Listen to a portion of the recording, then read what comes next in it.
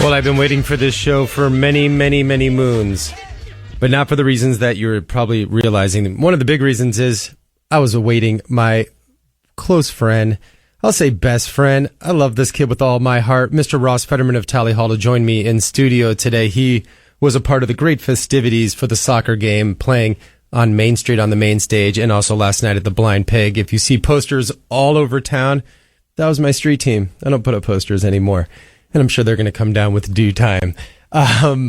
But I wanted to mention the block party that was held on Saturday or Friday night before the game. There was a great street festival. I was the master of ceremonies. A lot of bands played. They did a wonderful job. And, you know, the city of Ann Arbor, the people that live here, you know, I was so honored to see so many familiar faces that came out to party with all the soccer fans and celebrate on the street. And I know it sounds like a terrible cliche when you're like, well, it's the people of Ann Arbor that make Ann Arbor so great, but it really is true. I mean, it is, and it's a cliche, and I don't even like saying it. I feel like Scooter McGavin in Happy Gilmore or something when he's talking to the people on the golf course, but it really is true. And everyone who came up to me and thanked me and gave me high fives, really, it's right back at you. Thank you so much for coming and representing and sharing the arts and making Ann Arbor the greatest city in the universe. And for all of you that got stuck in traffic for 4 hours yesterday, well, that'd probably be none of you, because if you're listening to this, you're probably in Ann Arbor. So today is special for me because Ross Fetterman is in studio. He's the only one who's ever co-hosted or ever hosted this radio show. When I went away last year, he did one of my shows for me. Other than that, I've been live in studio every Sunday for the last 3 years. So what am I going to do today? Well, I'm going to do a Tally Hall takeover. That's right, Ross. Ross is looking at me right now. He really didn't know what I had in store, but I'm going to play a lot of Tally Hall, and for a few reasons. Reason number one, I absolutely love this band, regardless if they're from Ann Arbor and University of Michigan kids. They could be from China, and I would love them. There are two albums I am a big fan of. I'm going to be sharing their music with you today. And if you've never heard of Tally Hall, well, then I need your listening caps on, because they're one of the most intelligent bands that has ever lived, with their vocal harmonies and their songwriting and their sense of humor and their web show. They were signed by Atlantic. They toured with Guster. They have a lot of people just desperately in love with them. And they're not really a touring band anymore. They all have other stuff going on, which is sad, but some of them are still making music, and we're going to touch base on that, Stu. Ross, who's in studio today, is getting his doctorate in immunology, which, if you don't know what that is, well, you probably never will, but he's going to Yale to be a doctor. And enough about him. Let's talk more about Tally Hall, because that's what the show's all about, right, Ross? I guess so. All right, so we're going to start with the tunes here with our Tally Hall takeover on Treetown Sound. This is the bidding from their Redo Atlantic release. That is And by Tally Hall. If you're just tuning in now, this is Treetown Sound. I am your host, Matthew Altruda, and we are doing a Tally Hall takeover today. The very amazing Tally Hall, which has Ann Arbor roots, not named for a soccer player or a parking garage in Ann Arbor. Ross, it was named for the Mechanical Museum. Is that what it is? Well, it was named for a mini mall that the Mechanical Museum was in. It was actually a food court. There was like a strip mall, and there was a food court. It was at in Farmington Hills. And you're from Bloomfield. Orchard. Yeah, so it was around the corner from us. I think it closed in 84. Wow. So were you born in 84? Sorry, 89. It closed in 89. Okay. I was 4 when it closed. I was born in 85. But yeah, I think it was credited for being the first food court in the United States. The first place that had but it was a really cool food court. It didn't have... Only Bloomfield would try to make that claim. It didn't have like a Taco Bell or anything. They were like independent little companies. And this is in Bloomfield? Farmington. Did they have a sign when you get to Farmington, like the home of the first food court, Farmington Hills? I would highly doubt they would want to... We should start a Kickstarter to make a sign, a huge sign before Farmington. Dear Farmington Hills, be more proud of the fact that you have the first food court. First food court. But That's huge. It was a magical food court. I mean, the Marvin's had his machines sort of strewn about the place instead of being in one particular location. So it was a really kind of a magical, mystical place. A lot of birthday parties there. Yeah, I don't think I had a birthday party there, but I'm sure people did. Yeah. Well, that's pretty cool. So you're the drummer for Tally Hall, and Tally Hall has not been playing. You're currently at Yale right now. You went to University of Michigan, played in the basketball drum line. Your career has been pretty amazing up to this point with everything you're doing, and now you're trying to save the world.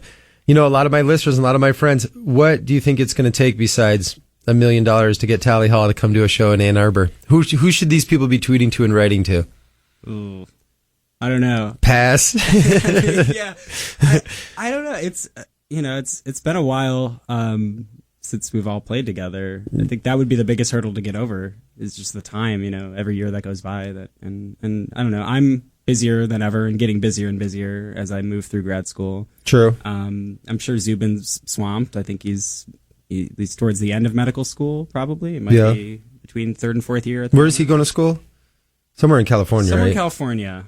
I don't recall the name off the top of my And head. Joe's in school in Florida. So Joe's not in school at the moment, but he is down in Florida. Right. He's working for an electric scooter company, doing all sorts. Is he really? Yeah, it's called American Electric. It's a really cool company. Did he ride his scooter there? all the way to Florida? I doubt it. No, and that was the scooter you were riding last summer? That was a similar scooter. All right, cool. Yeah. And then, Rob's busy with his solo career. Andrew's busy with his solo career. So I think everyone's got a lot going on. So basically, we need one of you to get married, all of you to go to the wedding, and then book a show that's what the next Tally Hall show is going to be at a wedding. I would play at any of their weddings, obviously. Yeah, of course. You're always down to play. You're a drummer. Drummers want to play constantly. You give a drummer a night off, and they're like lost.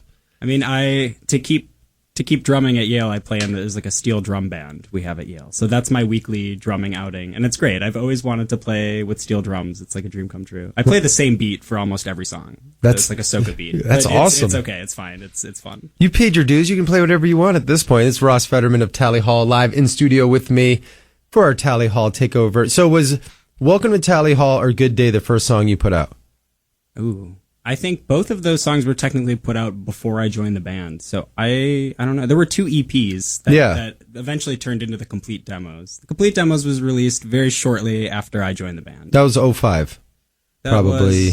The complete demos was like 2004 maybe. 2004. And then we recorded Marvin's in 05. And the demos sort of rolled into Marvin's, and we added, like, the bidding wasn't on the complete demos. Spring to Storm, so there were a few tracks that were added to expand and Marvin's was sort of our first official release. Got it. In a real studio record. I don't even know the names of both EPs. The first one one of them was Party Booby Trap.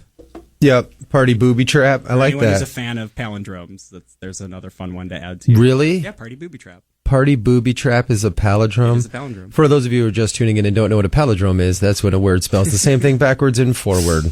Like race car. Yeah. Or Bob. Right, Bob's a classic example. Bob's a classic example. It was ooh, with no H on the end. All right, we're going to do one more Tally Hall song. We're going to do a lot more Tally Hall songs. Let's be honest. Well, I think the Welcome to Tally Hall is probably the quintessential first big Tally Hall song that was introduced to me. That and Good Day. I mean, you did the music video Good Day, but Welcome to Tally Hall, maybe it's because your name's in it. Maybe it's because you're welcoming the fans. Who knows? I don't. Do you? I don't know. I mean, it's like the anthem song. Right? It is the anthem a lot of song. People have the anthem song. When's the last time you listened to this? A lot and have a good time. When's the last time you listened to Welcome to Tally Hall, the Atlantic version? I couldn't tell you. You couldn't tell me. Well, this is all of you, me, and Ross getting to hear himself drum on Welcome to Tally Hall. Welcome to Tally Hall by Tally Hall on this beautiful... You upset, Ross? I faded out the end of the cheering. Do you want that? No. It goes on for a while. It goes on forever. In fact, I think at the Blind Pig once, it went on for at least a minute after we stopped playing, which is really amazing to have the audience just kind of keep going over that and not let the song end. Just singing the chorus over and over again? That refrain at the end, they just kept on going. It was really cool. You know the song Not Fade Away? No, my love, not fade away. Come on. But, no, you're... the Grateful Dead covered it from Buddy Holly.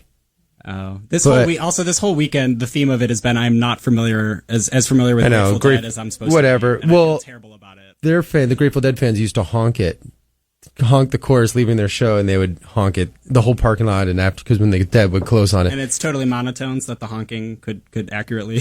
Yeah, absolutely. Okay. The honking was spot on. They even did the solos. With one note. The rhythm is all you need. The rhythm is all you need. Or Exactly. did they like coordinate with cars that had different horns? They did in order to actually get the melody going. That's impressive. They would go through the parking lot. They'd have hired people while the Dead was playing, and they would put letters on everyone's car which time to press it exactly to coordinate the chorus perfectly. That sounds like a Flaming Lips type stuff. Yeah, that never happened. The Grateful Dead would never be that organized. This is Ross Fetterman on air with me, Matthew Altruda, for Tree Town Sound. It's a Tally Hall takeover. And Ross is my boy, so it's a little different radio show today. We're having a lot more, well, I'm always having a lot of fun. We're just a little looser today in studio. Is that fair to say, Ross? Yeah, I think we so. Definitely had a pretty loose weekend, too. Yeah, and I lots of fun. I think I lost my voice singing to Technotronic all night. Yeah, we did a party last night at the Blind Pig, a 90s dance party. You know, and after our street festival, and I had such a busy week. Last night was so much fun to just get crazy. And the old men are paying for it today, but what can you do, right? That's just how we roll in Ann Arbor sometime. Got to celebrate while you can. Okay, when we come back after this break, we're going to be hearing a studio recording from Tally Hall that has never been released on an album. Oh, no. Ross is looking at me like, what'd you do? What? What do you have? That's right, kids. Don't record this next song after this break. Have you ever met a girl that you... That was not me singing the end of that. That was Ross, though, right, Ross? No, that was Zubin. No, I know. Okay.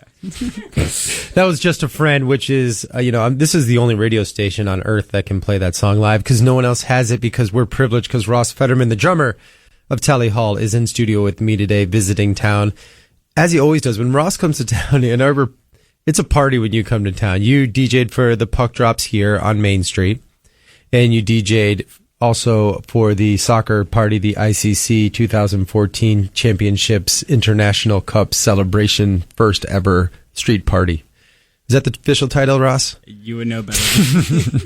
No, but it was... I knew I was getting like right off the plane, showing up at a stage and DJing. You literally and then did. Doing that again and then again last night. Yep. But it's been great. And now you're going to go home and visit your fam. Yep. In Bloomfield. Yep. And where did you go to high school? Losser, which is actually no longer a school. They combined my old high school and the other school to be like Bloomfield High School. Would you say that you are the greatest musician to ever graduate from that high school? No, and I'm not even by far the most accomplished drummer from my high school. Do you know who? I told you. You know this. Yeah, I do. So Chad Smith went there too, which is pretty amazing. Red Hot Chili Peppers drummer, but you were in school. You played on his drum set. Is that? So I played on a drum set that he's like a big Pearl endorse. You know, he gets all this good Pearl stuff. That's a type of drum. And I ended up becoming a Pearl artist too. And I love Pearl. They're a great company. But yeah, so he got a Pearl set donated to the school, either that he donated to the school, and it had his signature in like big, silver Sharpie, those thick, kind of glossy looking, all over the front bass drum head. It's just a huge Chad Smith signature on it. And like that was our high school's drum set. So that's so cool. Have you met him before? No, I never got to meet him. And I was hoping at some point in my career I would get to. And it's funny because I grew up, my next door neighbor is the mom who lives next door. And when she was growing up, her best friend lived next door to Chad Smith. And she would always come out and tell me how every time she hears me drumming from the house next door, it reminds her of when she was growing up at her friend's house and hearing Chad Smith drumming from the house next door. In fact, even the UPS guy that dropped off all my drums, he was like, the only other time I've brought so many boxes from Pearl was to Chad Smith, like however many years ago. And he like knew it was a Pearl shipment. Like he knew the box type. He's like, yeah, you got a nice fancy new drum set here. So you're saying the key is to move next to this neighbor and you'll be just have professional drumming kids. And you'll start getting shipments from Pearl. With, that's awesome. With awesome drums in them. We should, one that's not a school anymore. What happened to the drum set when they got rid of the school? Where is the drum set now, Ross? The drum set's probably still there. Is it in your basement? Did you steal the drum? No, I didn't. No, you didn't. In fact, and I have I don't even have room in Connecticut for my drum set, so my drum set's like sitting in my parents' basement. And what kind of drum set is it? It's a Pearl reference series. Of course, see? That's why you should give things to school, folks, because later in life, they'll buy those things for themselves. Is it because of Chad Smith and because you played it in school that led you to buy that drum later? No, I had been playing Pearls long before I was in high school. It happened to be my first drum set by happenstance. I bought it used. But that wasn't a lesson at all, everyone. You should still give to schools. All right, so Tally Hall's second album, Good and Evil, released in 2012, 2011. The single that you guys released of that was You and Me, correct? Yeah, maybe. I don't even know if we ever officially released a single. Sure, You and Me, we can go. Yeah, we'll go with You and Me. Why not? We're making things up as we go along. Is that correct? We sort of did. Yeah, that was the one I think Martin premiered here on this station. Yeah. Well, this is the song that they never officially made their official release, right? I mean, yeah, sure. For all intents and purposes. For all intents and purposes, this is their first official release off their second album. This is Tally Hall with You and Me. That is Greener by Tally Hall, written by Mr. Rob Cantor, who you may or may not know is the greatest lip syncer in North America. We're doing a Tally Hall takeover, and I have Mr. Ross Fetterman live in studio today on Treetown Sound. And I got to thank my sponsors before I forget, because there's a lot of big stuff going on this week in Ann Arbor, especially my baby, Sonic Lunch, brought to you by the Bank of Ann Arbor. Mr. Laith Al-Sadi will be playing in Liberty Plaza at noon on Liberty Street. If you do not know who Laith is, then you seriously need to get out more, honestly, and go see some live music. Laith has been rocking this city like no other for like the last 15 years. In my opinion, one of the great guitarists to ever graduate from the Michigan Music School program. His latest album is fantastic. He's played with B.B. King at the Michigan Theater, his last big show, and he'll be there this Thursday for free at Sonic Lunch. Also, Orion Automotive Services. They've been loving cars since 1994, providing automobile maintenance and repair services for European, domestic, and Asian vehicles. It's your dealership alternative. It is now relocated for your convenience on Jackson Road behind the BMW dealership, www.oriona2.com. Rich takes care of my car. He should be taking care of yours. I'll let you know right now. I know for a fact when he's not working, he's dancing. Isn't that right, Ross? Yeah, so the move finally happened. I have been hearing for I feel like years that he was going to move to a new location. And it's finally the new location. It's finally the new location. That's so exciting. The good news is I haven't had to go see it yet. Okay. Because when I eventually go see the new location, your car's got problems. Even though I have one of his Orion metal signs, do you see that in the wall in my house from a show? So, Rich, I still haven't lost your Orion sign. It's chilling on my wall. Not hung, just like tucked in real nice. But yeah, when I have car problems, I'll be coming to see him. You have any car problems, Ross? I've got boatloads of car problems. You're 19. But I am driving the same 2001 Ford Escape that I have owned since my sophomore year of high school. Yeah. The fact that it still drives, I'm happy about it. Yeah, it's pretty sweet. It's yellow. Is that what Banana Man was written about? Yes, Banana Man was written entirely about my car. Note the sarcasm. Yeah, I don't believe that for a second. All right, so we're going to do one more. This is the song that Ross told me not to play today. When I was going through the different songs, you're like, no, I don't think you should play that. I've heard you play that before, but I love the song. Oh, yeah, I know what it is. It is, and it's very Beatles-esque, if you will, but it's not a Beatles. I think, has someone ever asked you if that's a Beatles ripoff? No, it's weird. A lot of people compare it to Eleanor Rigby, which is mind-boggling to us because I don't really think it's in any way musically similar to Eleanor Rigby at all. Maybe it's just like a vibe thing. It's like what the thoughts people have when they listen to both these songs or something. I don't know. And now it sounds like I really dislike the song and didn't. No, you love the song. I do. I like all of our songs, man. Absolutely. I'm very proud of our. Of course you are. I mean, there's a lot of artists that have painted hundreds of beautiful paintings and they don't like a painting anymore. I mean, you're the artist, you're the creator. It's okay to have different feelings about different songs, right? Yeah, and I mean certainly about. As time goes on, you feel differently about a song as you're writing it or working on it. Totally. As you do when you're recording it and after it's recorded. What is Misery Fell? What is the misery that fell? That's also the title of the song for those keeping score at home. We would probably have to talk to Andrew about that. I don't know. Boo. All right. Andrew. The inspiration behind Andrew's writing has always been a mystery to me and remains a mystery. So basically you're telling me Misery Fell is about probably like him dropping a bowl of cereal or something?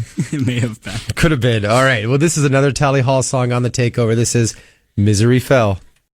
That is Misery Fell by Tally Hall off their second album, Good and Evil, written by Mr. Andrew Horowitz, who was also in Tally Hall, ironically, just like Ross, who's in studio with me today.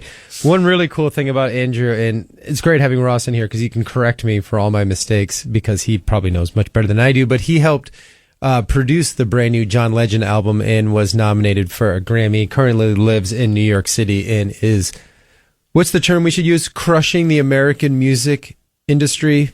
Just being a total boss. Let's go with crushing. I think crushing is the right word. He's working. John Legend's pretty popular too. Yeah. And I think he's a legend. He is a legend.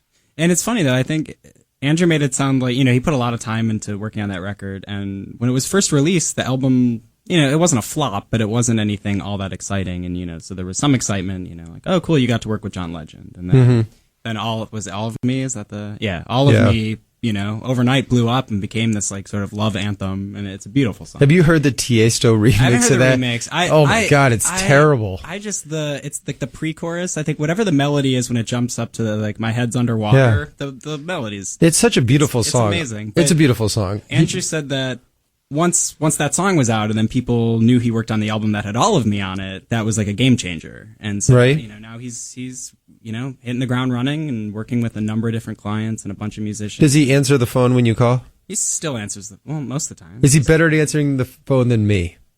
Oh, Matt, everybody is better at answering the phone than you. Thank you.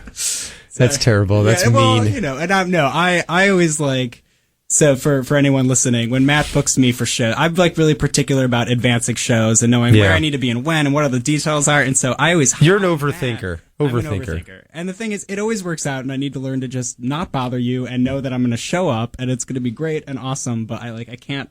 It's my scientist. It's you're my a scientist. Planning mind. Well, I said we wouldn't talk about your giant suitcase that you brought, so I'm not going to bring that up. Ross comes for a week. He brings enough to like live in the woods for 3 weeks. Well, here's the deal. It's like a 10-day trip.